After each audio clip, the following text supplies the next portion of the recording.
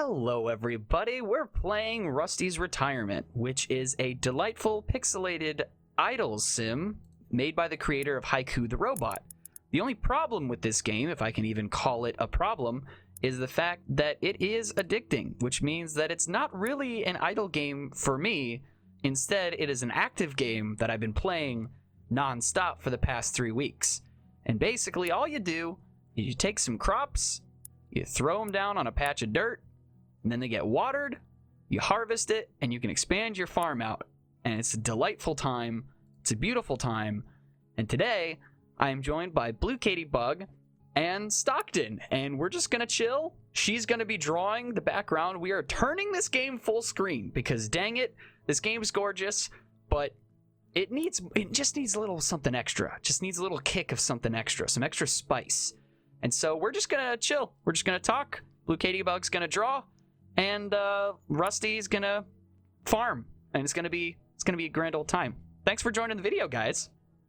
Hey, thanks for having us. Thank you. I'm excited.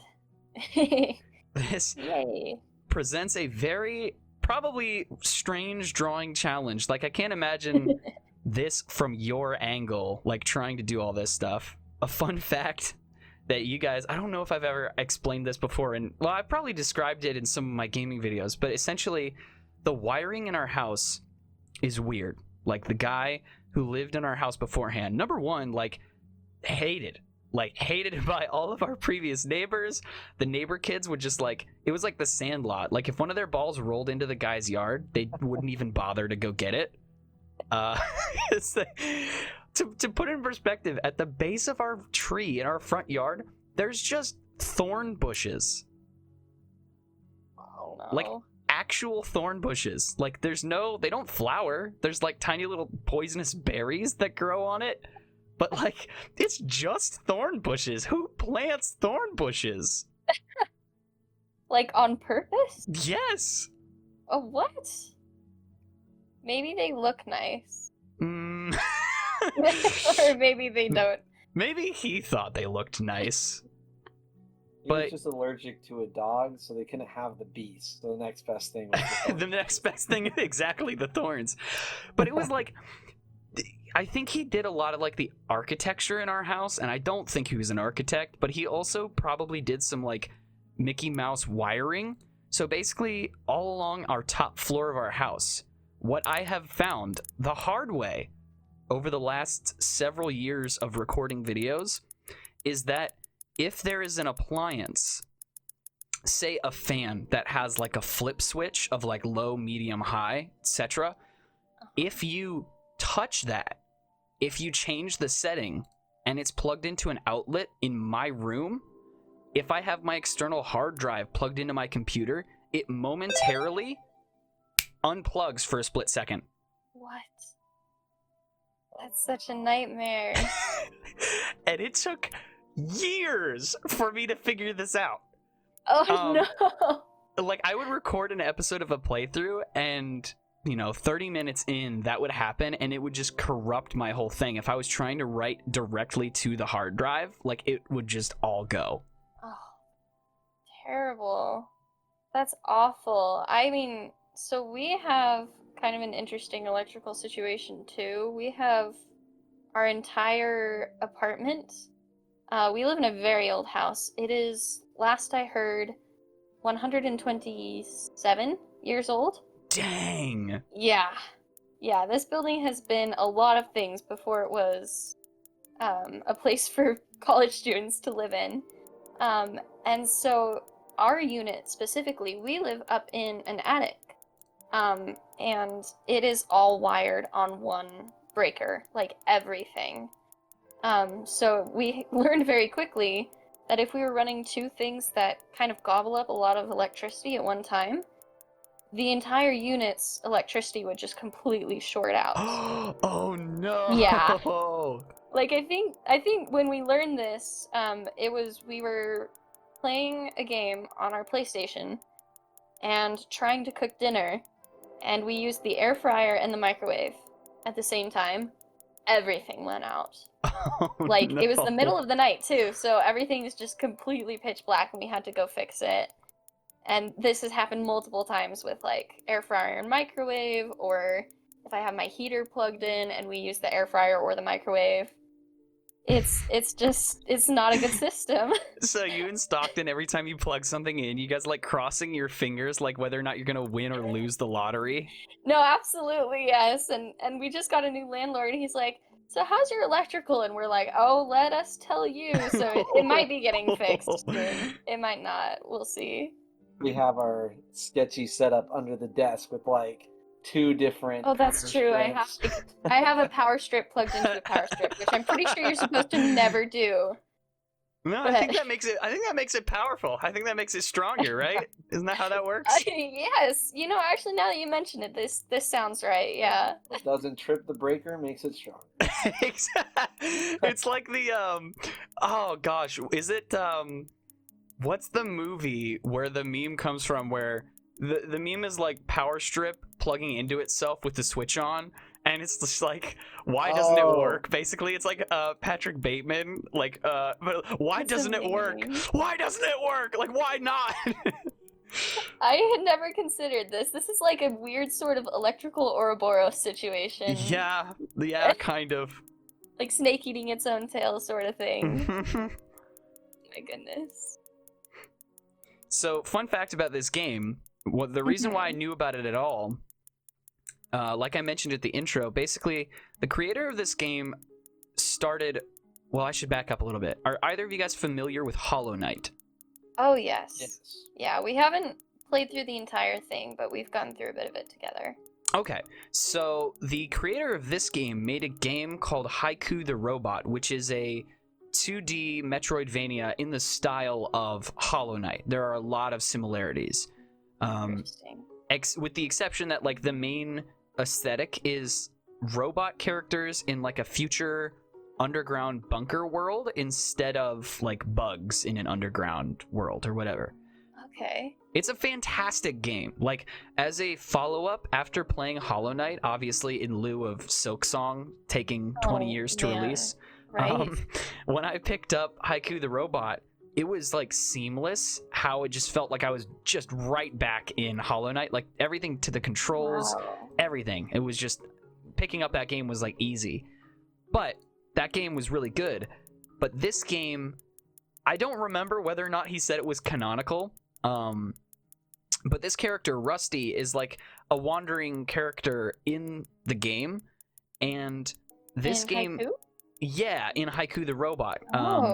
And I would love to imagine that this is like the sort of like the epilogue, is after they emerge from the underground, sort of starting agriculture back up and like bringing nature back. Like that whole idea is just so cool. It's like a game in a long line of games that share this similar aesthetic of like reclaiming weird apocalyptic or ruined areas that I like, that I've been getting into more recently. Okay, yeah. That makes the game a lot cooler, honestly. I like the lore. Yeah, the lore. Yeah. I think it's so crazy how within probably our lifetimes that whole concept has sort of exploded, where maybe that used to be reserved for like the super fans or the extreme nerds of just like, I like stuff that has lore, like it has stories that go back, there's information you need to understand the magnitude of certain things. I think it's so cool. Yeah, absolutely. Well, and I've been kind of, obviously going back and forth between drawing and watching this, but looking at little Rusty go, it's really fun to watch. This would be very nice. It's extremely satisfying, and I'll add the music in post. Oh man. But the music for the game is also gorgeous. Like, I almost fell asleep to it. Like, I was playing late one night, and I was working on something. Oh my gosh, I just tabbed over to see what you're working on. That looks great. Oh, I mean, so here's kind of what we're going after. I don't know how it's going to match up colors and anything, but just kind of extending that screen outward, seeing what may be behind Rusty. I love that. I love that so much. But yeah, the music is great, and Yeah, I would just zone out. I would just start watching YouTube videos and like play this sort of at the same time.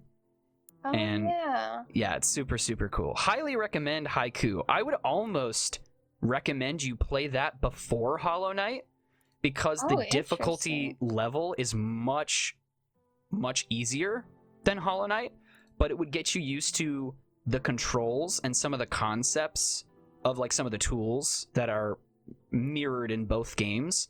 Like it might be a good Interesting. like stepping stone game. Like before, if you guys ever do try Hollow Knight, I would almost recommend doing Haiku the Robot first as like a trial run to see if you like it. Yeah. That's really good to know. I feel like I have heard of haiku before. But like nothing ever really concrete. So it's good to get like a bit more of a background. So Haiku the Robot was made by like one guy in Estonia. Oh. And then he decided to make this as a follow-up. It's this crazy, like going from that, like a side-scrolling Metroidvania I to see. I'm gonna make a 2D farming sim with the same characters is so random. But everyone on his Twitter was like, yes, do it. That's awesome. I see. That's neat. That's super cool. Honestly, I'm such a sucker for farming games, and I swear half of my commentary when I play games on my channel is just, oh, the music, oh, the music, oh, the music. So I'd be really interested to play this myself, and I'd probably adore it, honestly. I can't wait if and when you guys do like a joint series. Oh man, that's definitely, I can't give too much away, but I think in the works coming this summer. Before the end of this summer, we'll have something going. I'm so excited for that. Thanks.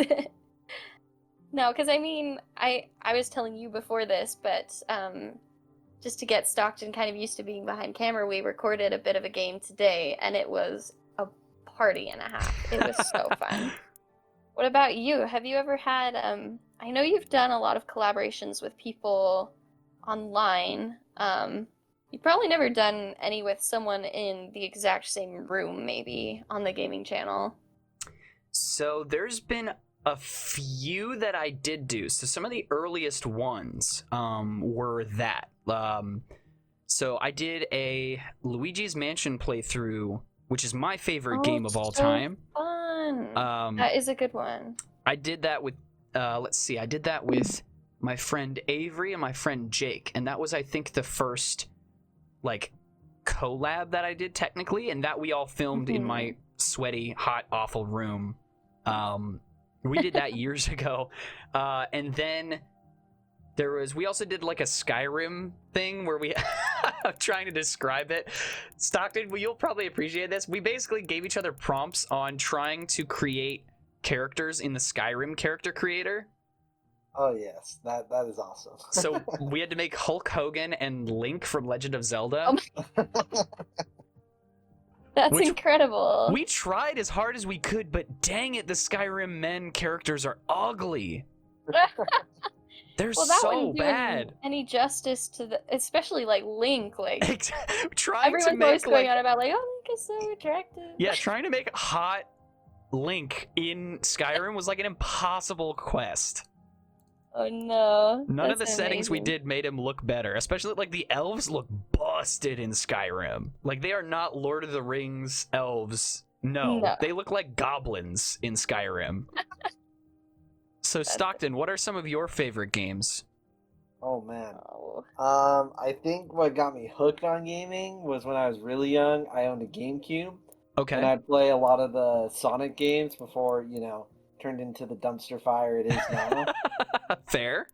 Yeah. So I played like Sonic Adventure 2, Sonic Heroes, a bunch of the Sonic games that went out on GameCube. That's what got me hooked into it, and I love platformers. Oh. And yeah, those are some of my favorite games. Oh, and he's good at them too. You should see him playing Celeste. It's kind of unreal. Oh, dude, you play Celeste? I'm too scared to even try. I played a little bit of it. Katie showed me the ropes, so I gave it a try. But... yeah, well, showed him the ropes was like me attempting a few levels and being like, this is so difficult. I can't do it. Why don't you try? That'll make me feel better about life. It did not. He just picks it up. He's like, how do I jump? And I'm like, oh, it's like the X button. He's like, okay, great, I got it. And then he just goes for like several levels. And I'm just watching with my mouth open, like, oh my. I mean, I played Sonic when I was young, so I had to get used to going fast and jumping everywhere. No kidding. Your skills were honed over years. Since Years of kindergarten. early training. Ever since my siblings would not plug in the controller and I thought I was playing. Oh, did they actually do that to you? Yeah, I'm the youngest, so they would try and get the controller and plug it in because it was like the GameCube. You had to plug into the port. I'd be like, guys, I want to play, and they're like, yeah, we'll let you play. So they would plug me in, and after a while, I'd be like, wait, I just turned left, but they went right. It's like, oh, it must be the controller. And I'm like, no! Yeah. See, so- with my siblings, we were ruthless. We were like, no, you're going to jump in the deep end with us, and we're going to crush you every time until you learn. So did you get good then? Yeah, our younger siblings are great. I'm one of 6. I'm the third. Wow. And Okay. so, like, we always had plenty of people to play with, like, on the Wii. And, yeah, like, Mario Kart and stuff, that was cutthroat. That was deal with it. Like, if you come in last, you're gonna get razzed. Like, don't let the computer players beat you. That's all that matters. That reminds me of when I was younger growing up. I'm the youngest of 4, so I have 2 older brothers and a sister. And my brother-in-law and my 2 brothers, we'd have like Smash Bros. Sundays. So my brother-in-law would come over for dinner, and then when we were done, we'd all go downstairs, jump on the Wii, and we'd play Smash Bros. Together. Except for they hated it because I would always beat them. And they're like, no, you cannot be Sonic. So then I learned to be like Olimar and all these random trolling characters to just mess with them. Tapping into your history with Sonic, you're like, ah, Yeah. my old friend. Oh, yes. I love him dearly, but unfortunately the franchise just went off a cliff. I tried asking him the other day, because we like doing the PlayStation Plus subscription thing just so we don't have to buy quite so many games. And I tried asking him the other day, I was like, hey, they added Sonic Frontiers to PlayStation Plus. You want to just give it a try? And he's like, no, I can't go through that kind of heartbreak again. It's like that, and I love cars. I don't know why. All of my favorite childhood things just ended in flames. Sonic and cars. It's just, I just have a bad juju, I guess. I remember watching, and I wonder if you guys ever watched it. Did either of you guys watch Sonic X on CW for Kids? Oh, totally. I definitely watched that. So that period of time, so we didn't have cable growing up. So like the amount of things that I could watch was limited, but there was something so absurdly satisfying about Sonic X and Kirby Right Back at Ya, where it was like almost a Monster of the Week type deal, where like just the way that the enemies looked, the entire aesthetic of the show, like I knew that was like my first exposure to Sonic, really, I think. Well, okay, that's not true. There was a website years ago that had, I don't even know how they got it on there. There was a bunch of probably just like pirated games that you could play. There was one Sonic game that I tried to play. It was one of the like the old side scrollers, and all I remember about it is I made it to like the first Eggman boss fight, and I think I was able to beat it, but I'm sure that a lot of the games share a certain boss fight, so like it wouldn't narrow it down at all. But I think Eggman had like, his thing was floating in the air and there was like spike things on it.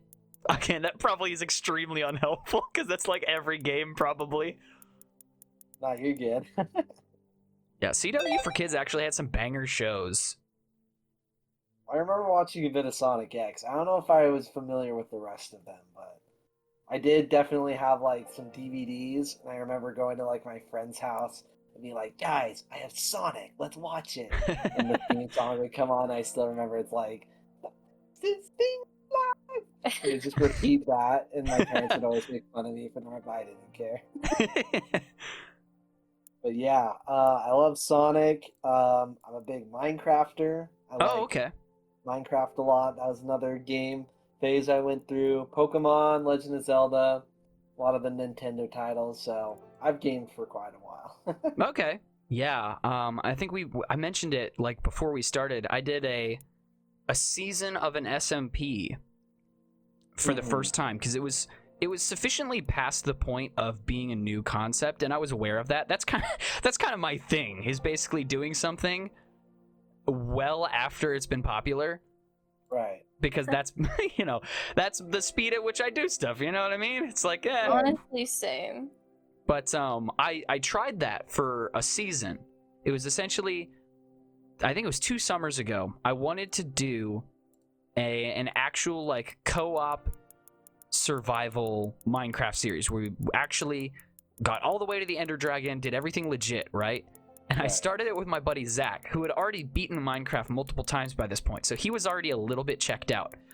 But then he died like 10 minutes into the first episode, like, because we were running around at night. I think he got killed by a zombie or something, and he was just sort of fed up. And he was like, I've got an idea. And I said, what? He said, what if I stay in creative the whole series? And I said, what? And he said, yeah, what if I just stay in creative the whole time? And I said, how is that going to work for survival multiplayer? And so we did like a 5-part series where essentially every day, quote unquote, my character would wake up and go and interact with whatever monstrosity he built the previous day. And it was always like an obstacle course or some huge giant castle that he would reward me by interacting with it, by like giving me items to advance what normally would take much longer, just to like expedite it. So instead of having the best idea, instead of like having to actually go kill Enderman to get Ender Pearls, I just had to go through his ridiculous obstacle course and die a bunch of times in funny ways. So it was like just a 5-part series, and it was so chaotic, but it was so much fun. But that's like the origins of where that came from. Because something that I do that I feel like, I don't know how many other people think this way, but usually creative ideas come to me after I've started something in a more non-serious or just sort of fun way.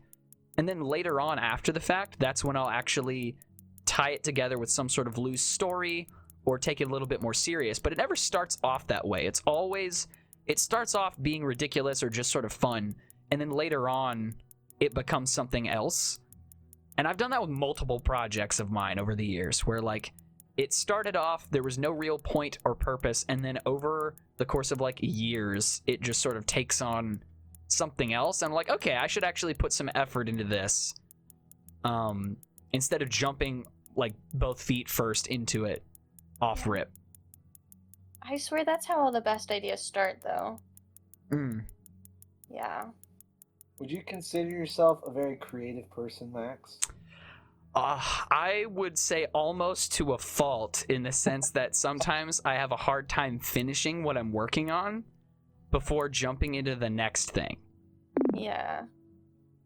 I feel like that's what makes your content very entertaining, though. You just seem like a fountain of many good creative ideas. Because I hear what you're saying, I'm like, man, I could have never I just like playing the game and going through it, but like you have all these ideas, like the lore behind this game. I'm like, yeah, wow. Or like your whole Morphing Tower lore from your podcast series. That's pretty awesome.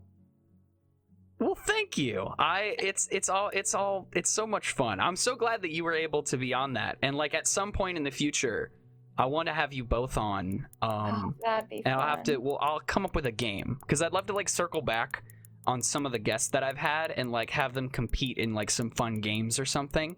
I'll have to figure out how I'm gonna make that work. But yeah, another thing that I've been thinking about this a while, and so I'll have to be in contact with multiple artists about ideas. But what I've wanted to do is, for the podcast, each season is just a calendar year. I see what you wrote on the background. That's so funny. I was thinking, okay, so it first started out, I was like, this needs something more. I was like, I'm gonna draw a tractor. but without being able to pull up a reference search, I'm like, what the heck is this? This is not a tractor. So I gave up on that. I was like, well, what am I good at drawing? I can draw people. I was like, I don't know. Like, I'll just... So this happened. I love it. I love it. Thank you. But basically, what I'd love to do for the podcast at some point is do T-shirts. Oh man. That represent the different seasons. So all the episodes that came out in that calendar year represent all of the episodes as the separate floors of the building. Like sort of stacked on top of each other. Like however many episodes that happened that year. Literally have every single floor represented in maybe like an isometric situation where it's like sort of at a 45 degree where you can sort of see inside. You're not looking at the building from the outside. You're looking at like the content of the rooms as though you're like x-raying through, if that makes sense. Yeah. This is the third year I've done it. And like I would love to do that at some point. So I might be in contact with you about some ideas for that, for sure. That'd be fun. That'd be like the yearbook for your podcast. Just yeah. You're so right. And that's again going back to how certain things start. That podcast started because I try to upload 2 videos a month on that channel, and there was one month where I just didn't have anything ready by like the 15th or whatever, and I called up my buddy and I was like, hey, I don't have a video. It was supposed to go live at 1 o'clock, which is in like 5 minutes. Do you want to just go live with a podcast episode for the first time? He was like, sure. So we just, I went live on YouTube at the normal time the episode would have gone out anyways, like a video would have gone out. And that's sort of how it started. But I had the idea for the podcast when I was at work like a year and a half, almost 2 years ago, where it was like, what if there was people like huddled in a supply closet doing a podcast instead of working? And like that was the whole premise in like a building so massive that they wouldn't even be missed. That's amazing. Like they never noticed you were gone. Exactly. exactly. But yeah, I should have both of you on that. That's always fun. Oh yeah. Definitely. Do you need any drawing recommendations for what you were doing? Yeah, I'm sort of running out of inspiration here. I could definitely use some ideas. Remind me, what was that the game you were talking about that's like Hollow Knight? That's the lore for this one. Haiku the Robot. Haiku the Robot. Maybe we could have some haiku friends joining us in the background. Ooh. I don't know what they look like. Like I can. You know what? Maybe it's about job. time I got a. That's my job. This is like a blind thing. Yeah. I mean, if you want to just make like 1 or 2 cute little robots, I mean, you could just have the designs are very simple. Haiku the Robot is literally just like a ball with hands and feet that sort of like levitate nearby. Okay, so like kind of this thing, like and then it's like. You're close. Okay. Get rid of the top ball because his body, it's just his face is like on a display screen, just on like a ball. Like his face is just a ball, and his hands and his feet float away from him a little bit. So it's like a robotic Kirby. A little bit. Okay, Yeah, and he's got like a display screen and little eyes like on it. So kind of closer to this. Yes, and then if you just add like 2 tiny little antenna things coming off the top, like in the direction, opposite the direction he's pointed, yeah, that's the stuff. Yeah. That straight up just looks like haiku. Perfect. Let's go. Blind drawing. We're doing good so far. That looks great. It looks great. Thank you. Okay, so maybe I'll give him some friends based off of his design. Yeah, At least sure. I think this is what he looks like. Let's see. I could have fun with this. Oh my goodness. By the way, I don't know if you follow like PlayStation very much, but there was this like tech demo that came out with the PS5, the Astrobot game, and they're turning that tech demo into a full game soon. Oh, dang. Yes, and I'm so excited because Astrobot it looks a lot like this. It's just a cute little like bot friend, so cute. And I was thinking the whole time, I was like, this is like the best thing Sony has ever produced, but they're never going to make it a full game. But they totally did. And okay, I say that tentatively. Sony's produced many good things, but you know, I was very excited when they announced recently that this would be a full thing very soon. Yeah, that's exciting. Like, making a game, and I think we talked about this on the podcast, like making a game, that's going to be like my big project. Like once I'm out of school, that's probably going to be my next big challenge for myself. That's is going to be making a incredible. game. And When you do that, definitely hook me up with it. I will play it. I will let you know. I mean, I think Please. I've mentioned it talking to other friends, but like over the years, I have probably well over 2,500 some characters that I've made over the Wow. years. That's incredible. Myself and a childhood friend, we made up our own make-believe planet back in 2008. And Oh my I started gosh, I did the same thing with my friend. That's the best. I started drawing characters for it, and I just did that for years. And you're still going? Technically, yeah, I haven't really finished with it. I'm more at the stage where I want to go back and revisit their designs, because a lot of the drawings that I have saved and like in books and stuff in my closet are from, 10 years ago. Like there's so much stuff in there. Mm-hmm. So what's your idea of the game? Like, what would be the objective? So I've thought about this. So there was a game on the App Store called Dot, which was Defender of Texel, and it was a pixelated game where you had a 3x3 grid where you could assemble your own team of characters. There were so many available characters in the game that you could get. Okay. Wow. And So kind of like a gotcha system? I think you could like sort of see if you got like random characters. You could also level them up. You could, if you combined a certain number of low level versions, it would evolve into like a higher form of the character. Haiku probably love it. Basically, I have so many characters, and something that inspires me a lot. So you talked about Smash Brothers earlier.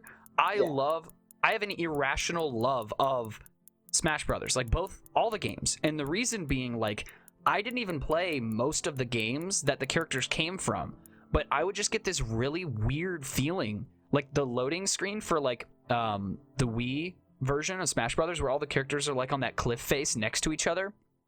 Yeah. There's just something about that it's intangible. I can't explain why I think it's the coolest thing, where you get characters that have no business being in the same universe standing next to each other. Like, you have Snake standing next to Mr. Game & Watch. Like, figure that out. Like, it's the most random thing, but they make it work. They, like, especially for Ultimate, where they, like, tweaked how certain characters look to make it really feel like they could all exist in the same universe. Like, what's the name of the story in Smash Brothers for the Wii? Subspace Emissary. Subspace Emissary, yeah. That is such a cool idea of just like introducing you to all these characters. They're from different games, but you do some world hopping, you join them together, and they work on a team. I love that. So the idea of making a game that has so many characters that an infinite number of possible teams could be made by assembling them in that 3x3 grid, because the combat system works based off of you swiping your finger across any of the rows, like diagonally, vertically, horizontally. You get to swipe 3 times, and that's the order that those waves or rows are going to attack in. So there's some strategy to like having the strongest character that you have like in the middle, because theoretically he's gonna get tapped like the most times. It was just a phenomenal game, and like it disappeared off the App Store, and there was never a satisfying reason given why. It just sort of stopped. Like, the company that made the game just sort of abandoned it, and it was really sad. Like, you can find posts online where people are like, what happened to Dot? It just vanished. So the system itself is no longer being used. But what I've found out over the years is that game rules or gameplay systems cannot be copyrighted. So like, rule sets can't be copyrighted. So since I have thousands of characters, I would want to lean into that and maybe make like some sort of story-based thing where you assemble a team and there's like a huge amount of characters, so everybody could theoretically make different teams. Nobody's team is going to look exactly the same. That would be something I'd love to work on. So you're making like a subspace emissary-esque game along with the mechanics of Dot, if I'm understanding correctly. Yeah, pretty much. Like, just the idea of all these characters, some of them super cutesy, maybe the style that I drew in years ago. I keep, like, the overall look of the characters, but then put them next to some of the more gritty, realistic characters that I've drawn more recently, but make them all exist together anyways. Like, not make their difference in drawing styles a problem, but actually lean into that. Yeah. Let me tell you, I ate up the Subspace Emissary. Like, that has gotta be like my favorite story campaign I've ever played. It's so good. Yeah. I honestly, I know it's like an investment, and I don't know if they do it, but I wish in the next Smash Bros. Game they would make a story mode like that, because, like, oh. Thinking of Smash Bros. Subspace Emissary, like, it's so much nostalgia, and that's like, oh, I just love it so much. I can't even put it into words how much I love it, but it's such a good game mode. So if you made that, I'd totally eat it up. Thanks. Like I said, it would probably be like almost like a 2D. I don't know if I would go pixel. I might go pixel, actually. Like, it just depends. But something else that I've sort of thought about, I'd love to get you guys' thoughts on this, but like games, this is something that I'm seeing Nintendo do more recently, and I'm so exhilarated for them that they're finally doing it. If you look at some of the more recent Mario games, they look so drastically different from each other. They do, yeah, especially like seeing the very unique art style in Mario Bros. Wonder. That caught everyone off guard. And then in the recent Nintendo Direct, they announced Mario Luigi Brothership, which is another wildly different art style. Yes, I love that. Like, I think if I ever started making games, I'd go out of my way to make each game that I made not look like the game that preceded it. Yeah. Yeah. Which is awesome. That gives so much variety and uniqueness to each title. Yeah, I just think that there's, like, room for almost a new creative game-making language of just, like, not obsessing over everything being consistent in the same style. So, as an example of this, I'm playing through a game on the channel right now called Eastward, which is, like, a pixelated game. It's made by Chucklefish, who made Terraria and Starbound, and it's, like, a story-based game. It's pixel art, but it's gorgeous, and the music is amazing, and it's got a really beautiful story with a lot of heart, and the combat's fun and everything, but, like, I'm there for the plot. I'm there for the story. It's so good. And something that I love about the game is that even though the game is pixelated, like, the overlays or, like, the food dishes that you can cook in the game look like watercolors. Oh, what? It's this beautiful contrast. I love it. Like, I don't think I've ever seen a game that has such different stuff going on with its design, where it's a little all over the place, but I love it for that. Yeah. That is very intriguing.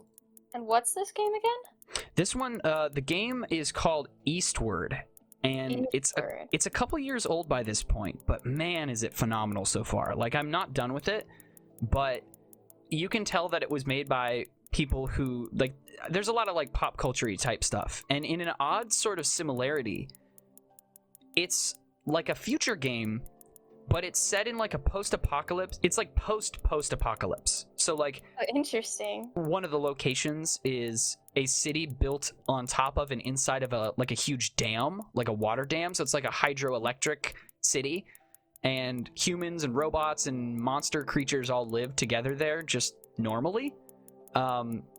So you're sort of past a lot of the sort of stock standard problems that a post-apocalypse game would bring you. You push past a lot of those issues, which is sort of refreshing. Where it's like, Absolutely. I don't have to. I want to go. It's a fun world. I'll put it that way. Without spoiling anything, it's a fun world. Okay. That's great. That might be worth checking out. That sounds interesting, because I know everyone tends to, like, fall into the traps of, like, kind of tropes, so it is refreshing to see something where it's like, kind of a trope that we've seen before, but a new take on it. Yeah, something that I thought about within the past like week. I don't know why I was thinking of this. I'm trying to think of more fun ways. Oh my gosh, those robots are so freaking cute. Oh, so like I didn't. So this one's you. I love it. And this one is stock. And then the BlueeKatieBot. You need something in your other hand too. Oh, Yeah. You're right. I have an empty hand. Maybe a paintbrush. Yeah. That's a good idea. So Stockton, you play sports or you like sports? Yeah, so my namesake is there's a basketball player in the Utah Jazz named John Stockton. Okay. So I'm not named after the city in Cali, but I was named after him. So I love basketball. That's like my favorite sport. I'm only just 5'6" is the only issue, so makes it a little tough. Hey, you know what? I'm right there with you, brother. It's all good. I Yeah. guarantee you're better at basketball. The last time I played basketball, I helped my cousin win because the other team was laughing so hard they could not defend me. Oh no. But that was on purpose. I was rushing them like it was football, like I was covering them like it was football. Like the way that I was defending. And my cousin, who's, 6'4", 6'5", he was just nailing shots off the backboard and just like sinking it. I didn't have to do a thing. I was all-time defense, and I would scramble for the ball and just get it to him. He'd score. I think we ended up winning, but Oh my God. we were at like a hotel basketball court in Williamsburg, or no, it was outside of DC, and Okay. these two guys showed up to the court and were like, you guys want to do 2-on-2? And so like the contrast of me sitting there, and this is years ago, so I was probably even shorter than I am now, which is not very tall. I think I'm like 5'5", 5'4", somewhere in there. So I looked up at Jonah, I was like, sure, this will go great. Like like to be fair, they were both probably average height, so technically we probably evened it out. Like the average of all the heights probably ended up working out. Yeah. But yeah, they were laughing so hard at my ridiculous defense that they couldn't, they weren't able to play properly. They'd dribble and then just laugh and drop the ball. It was great. See, this is called work smarter, not harder. Exactly. It was all part of my master plan. That's incredible. Got the win. That's what matters. Well, that was the other dumb thing, is that in high school, like, we would be in gym class together, and anytime, if I got picked first for a game, Jonah was always picked immediately after me and vice versa, which was, people for some reason saw us as an absolute equivalency. Like, if one of us got picked, we could not be on the same team, which I understand that, because, like, if it was, like, Ultimate Frisbee or something, yeah, you gotta break us up, because we would play it all the time whenever we have, like, family gatherings. But, like, basketball, what am I gonna do against you? Come on. You just struck fear in their eyes with your ultimate skills that they thought it transferred to the basketball court. we would make a pact. If it was dodgeball, where there was only going to be one winner, we would make like a pact with each other that if we were the last two remaining, we would tap each other out at the same time, which we got to do multiple times. So what you do is, if you're the last two standing, you'd each grab a dodgeball, and then you'd grab the other guy's his free hand, pull him in for a hug, and then you just tap the ball on his back, like at the exact same time, like you're dapping someone up. And so we got to do that at least one time in gym class, where it's like we're both going to go out at the same exact time, so there's no winner.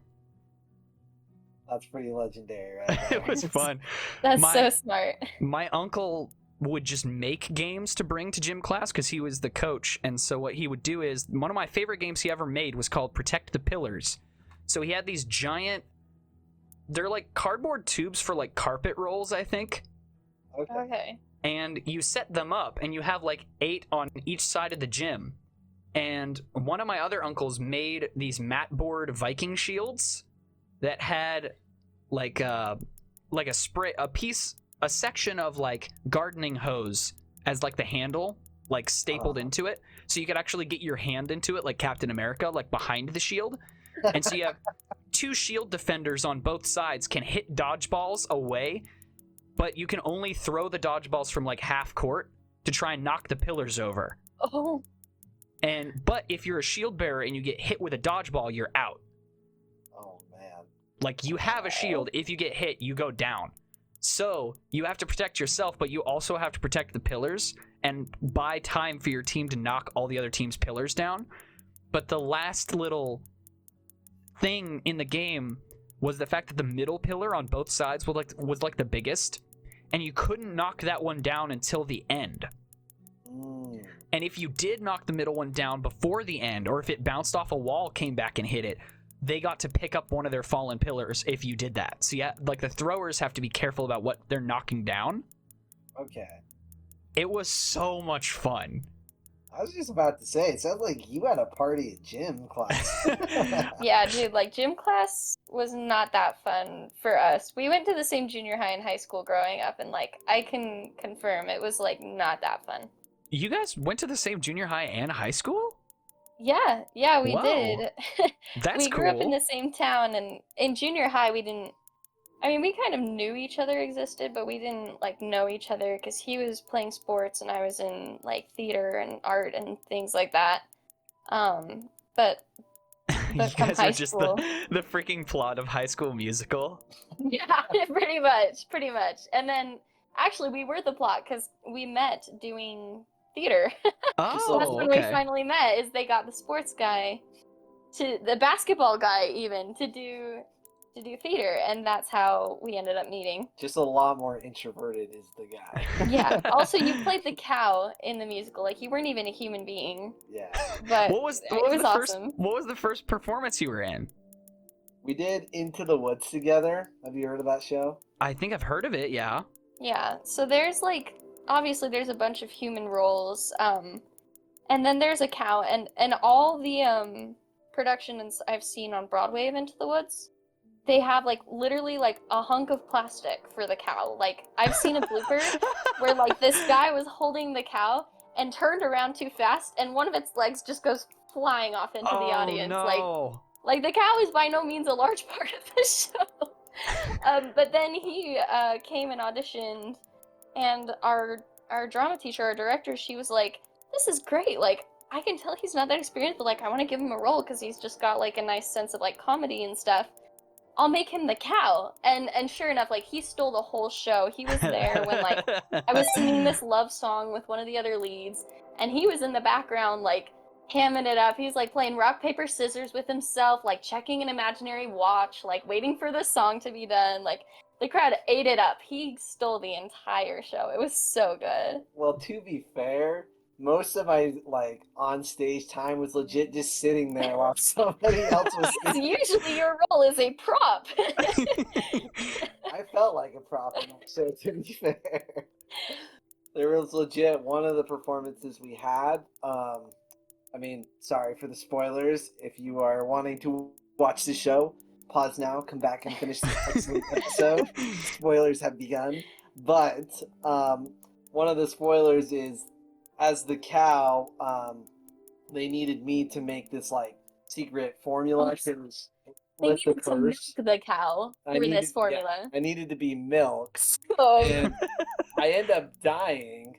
And one of the times I died, I was like, I fell on my face, and I was like, trying to be a good actor. I was like, yeah, I'm just dead here.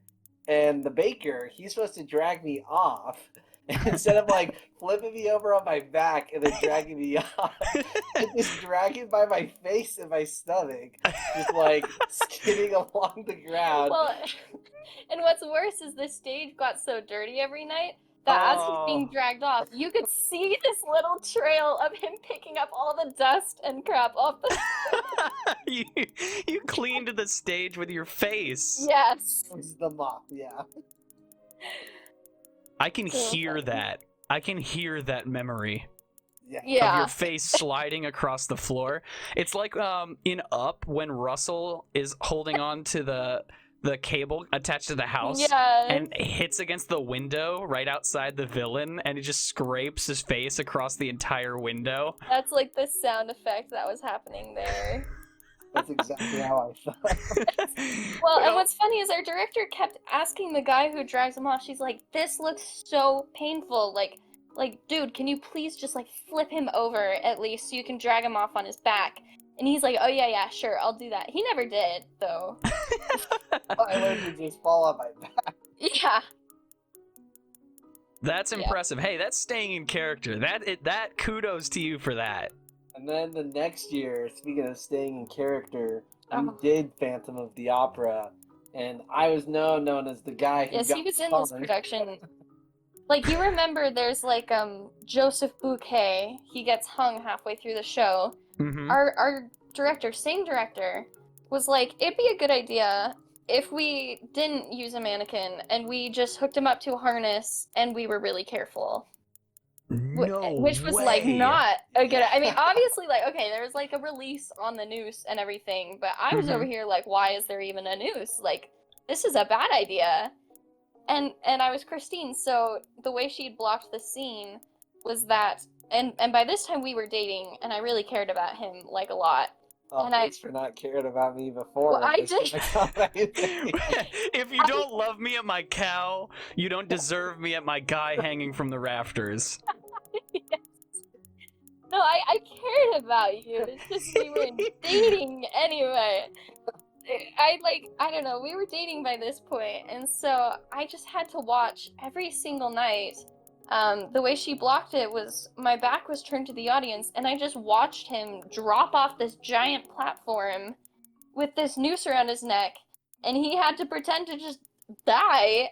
And I was like watching this like horrified every single night. Was this And I had to this go was a check. high school production? This was yes, and that's the other thing. Our director, honestly, she was great, but very ambitious, and this production ended up being really big, and a lot of people from all over came to see it. But you know, she went all out.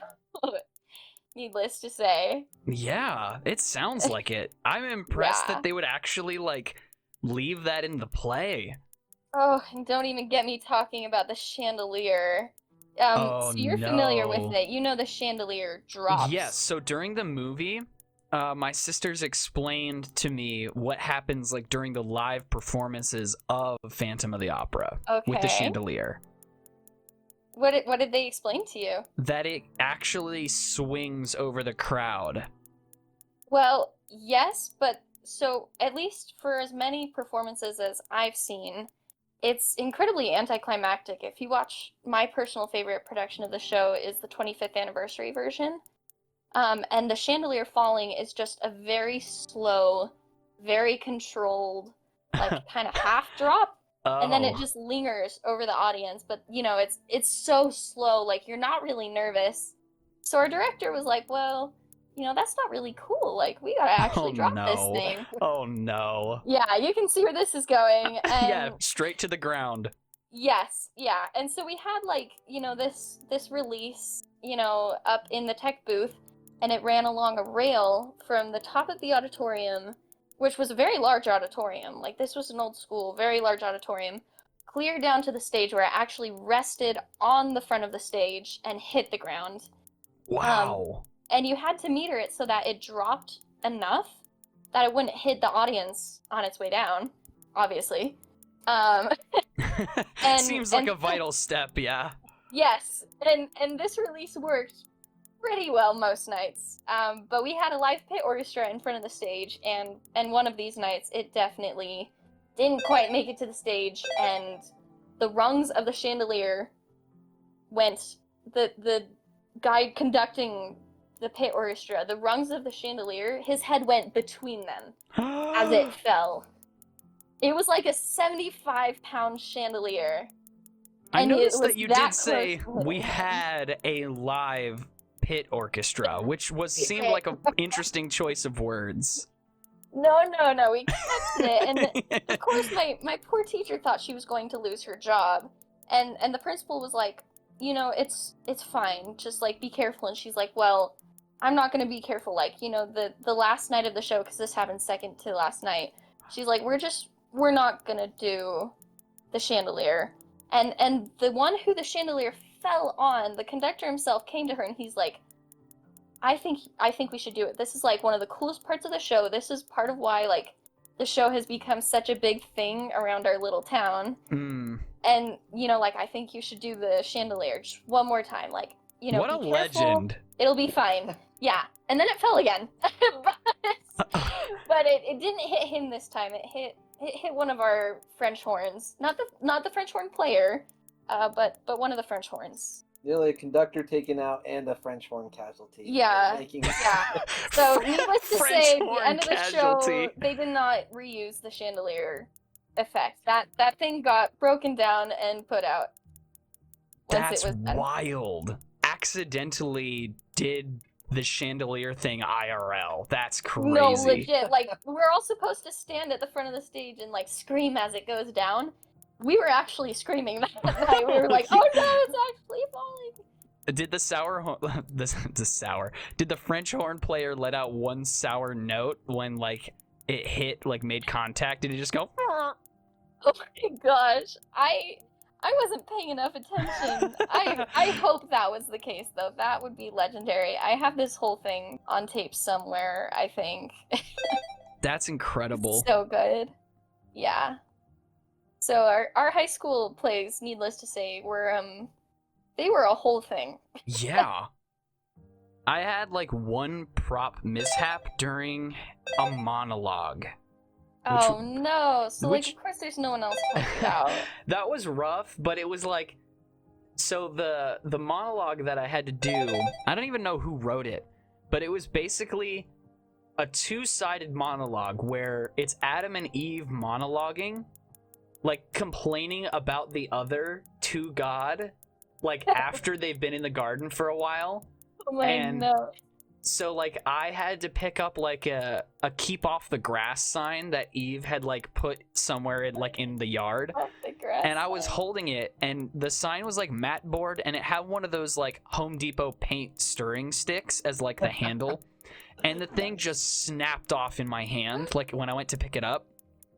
Oh, no! And I panicked, and so improv brain kicked in, and so I said something like, well, you made me a gardener, not a carpenter. I did the best I could, okay? That's incredible. It's amazing what sheer panic can do for you, yeah. Oh, no, absolutely. Like, I've seen some really awesome cover-ups just because the person on the inside was like, oh, no, no, no. Like... I think I've run out of robots to draw. You guys got any other ideas? Cowbot. Yeah, because we were talking about Theo, where he's a cowbot. Here's a phantom bot. There's just more bots everywhere. I love There's it. so many bots by this point. Yeah. If you want to zoom back in on your beautiful nature backdrop, that looks amazing. I think you did a great job with that. It ended up being much more simple than I had hoped it would be. I like it. What else to add? No, this was good. Of all the ways to like showcase this game and do like a fun video with y'all, it seemed like this would be the best way, and this was super, super fun.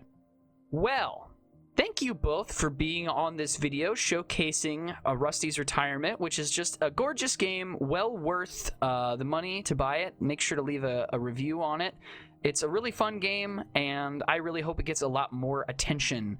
I think it has been making its rounds. Recently, the creator took to Twitter asking people what they thought about him making like a mobile version of the game, and there was like an overwhelming response of like, yes.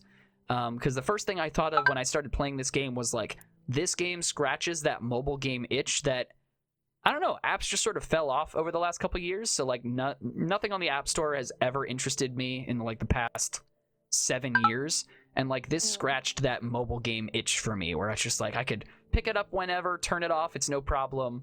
It's super, super good. Thank you, both BlueeKatieBug and Stockton, for being on this episode, showcasing this game, and BlueeKatieBug for your drawing. This has been a lot of fun.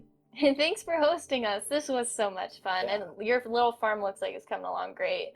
Yeah, Rusty's just doing his thing. Got the little robots working. It's a grand old time. I love this game so much. But yeah, that's probably going to do it. So thank you all so much for watching, and we'll see you guys in the next game.